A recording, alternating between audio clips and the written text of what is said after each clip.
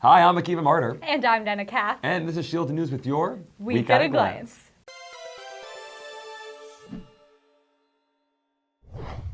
Last spring, a new student comedy magazine, The Scope, launched its first issue, garnering a wide fan base amongst the student body.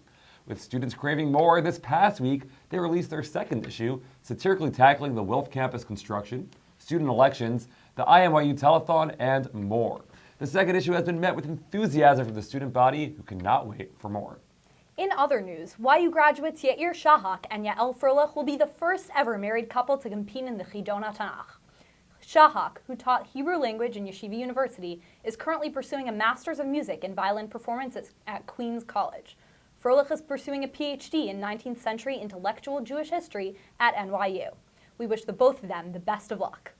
This semester has been an especially exciting one for our student newspapers. With national elections, campus politics, and more, writers have been kept busy.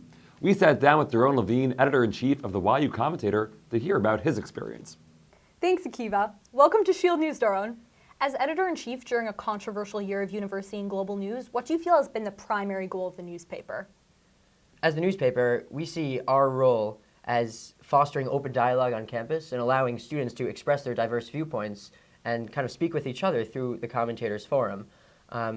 So I really felt that this year the Commentator has been able to do that by soliciting all different interesting viewpoints on campus. People believe that Yeshiva University is a relatively homogenous place, but we on the newspaper have actually found that there are people on our campus with vastly differing viewpoints, and to put those viewpoints into dialogue with each other is the primary goal of the student newspaper.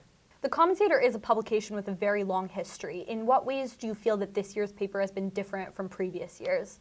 This year we've had a couple of different changes to the newspaper. One in particular that I'll mention now is we've tried to report more immediately on events as they happen to try to get news out to the students as quickly as possible, because we print every couple of weeks, but it's good to keep students updated on what's happening. And also in terms of opinions, when something happens, something interesting happens on campus, it's good for us and good for the students to get opinions out there so that people can begin talking right away as these interesting things happen, and so that the conversation can develop over the weeks. As a team, I think we've been doing a pretty good job of getting out on campus, trying to find out what people are interested in hearing about, what people are saying on campus, and soliciting articles and trying to get all the different interesting viewpoints into the newspaper. What role do you think the paper should play in campus discussions? Should you just be recording news and events or pushing forward the campus dialogue?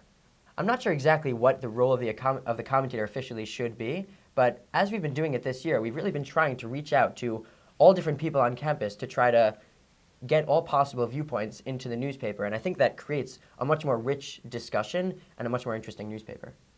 Thank you so much for joining us today on Shield News, Doron. Next week, be sure to join us when we interview Masha Schaller, editor-in-chief of the YU Observer.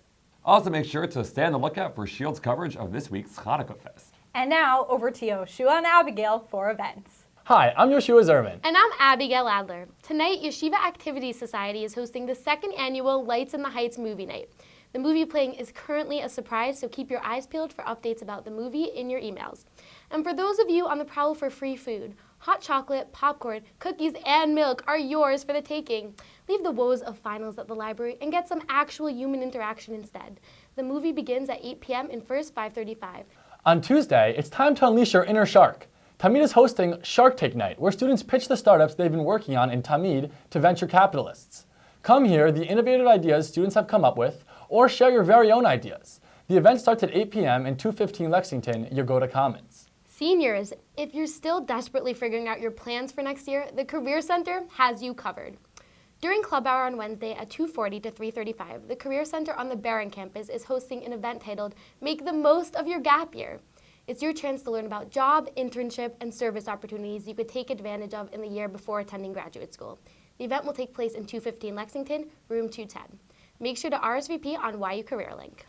Later on Wednesday, get ready for Hanukkah Fest. Go crazy with mini golf, skee ball machines, mini basketball hoops, a video game center, a giant 16-person foosball game, and air hockey tables. Embrace your sweet tooth by indulging in some delicious sugary snacks and customizable Hanukkah treats. If that's not enough, there will be some amazing surprise giveaways. The event will take place next Wednesday at 7 p.m. in the Max Stern Athletic Center. Well, that's all the events we have for you today. For more upcoming events, make sure to check out yu.edu/events. The Events Department wishes you an eventful Hanukkah. And now over to Benjamin with sports. Hi, I'm Benjamin Zerman, here at the Shield News Weekly Max Live Sports segment. The men's basketball team has continued its success in the Skyline Conference as they've improved their record to 4-1 in the conference, good enough for second place in the South Division. This brings their overall record to 6-4 in the year after they suffered their first Skyline loss to United States Merchant Marine Academy 61-56. I heard that the coach is considering letting an elephant play for the team because he has already broken the bench. The Lady Macs continue to struggle in the Skyline Conference, recently losing to St. Joseph's College of Long Island 79-31. This drops their overall record to 2-7 and 0-6 in the Skyline Conference. The team's offense needs help as they have yet to score over 50 points the past 5 games.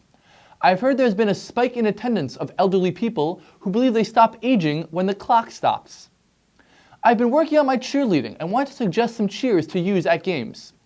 Light it up, slam it in, through the hoop to win. Or, team gets set, put it in through the net. Or come on, how about this one? Come on team, raise that score, basket, basket, there's 2 more. Please let me know your favorite cheers and we should add them to the Max games.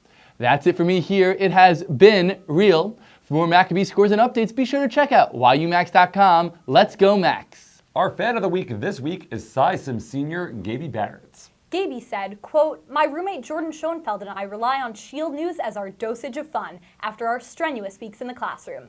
Thanks, Shield News." Well, that's it for this edition of A Week at a Glance. Make sure to check us out on Facebook, Instagram, and Snapchat. I'm Akiva Martyr. I'm Dana Katz. And you're watching Shield News.